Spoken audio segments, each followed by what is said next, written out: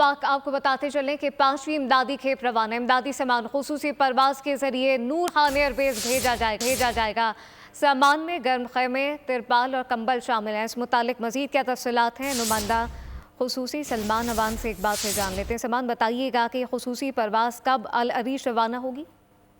जी बिल्कुल, ये परवाज रवाना हो चुकी है नूर खान एयरबेस से। पाकिस्तान एयरपोर्ट का जो खुसूसी तैयारा है वो ये परवाज लेकर, सामान लेकर गजा के लिए रवाना हुआ है। इससे पहले भी पाकिस्तान इमदादी अशिया भिजवा चुका है गजा के लिए। और इमदादी अशिया के अंदर, जैसे कि आपने भी बताया, कि गजा में जो ग्राउंड रियलिटीज हैं और फलस्तीनी अवाम की जरूरियात को मद्देनजर रखते हुए गर्म कपड़े, खैमे वगैरह भिजवाए गए हैं। कि परवाज मिस्र के शहर अल अरीश पहुंचेगी। पहले भी जो पाकिस्तान से परवाजें गई हैं वो अल अरीश जाती हैं, जहां पर मिस्र में मुतय्यन पाकिस्तानी सफीर इन सामान को वसूल करते हैं और ये फिर सामान जमीनी रास्ते से गजा भिजवाया जा सकता है। पाकिस्तान इस वक्त फलस्तीनी अवाम की भरपूर हिमायत कर रहा है और गजा में शहरियों, बिलखुसूस खवातीन और बच्चों के खिलाफ जो ताकत का गैर मुतनासिब अंधाधुंध इस्तेमाल किया गया है, पाकिस्तान ने उसकी हर फोरम के ऊपर मजम्मत की है। और NDA में बुनियादी तौर पर ये खेप भिजवाने का अरेंजमेंट जो है वो करती है। और ये जो सामान भिजवाया गया मजमूई तौर पर 100 टन इमदादी सामान है।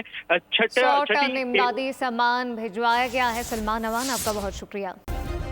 सब्सक्राइब करें और बेल दबाएं ताकि कोई खबर रह न जाए।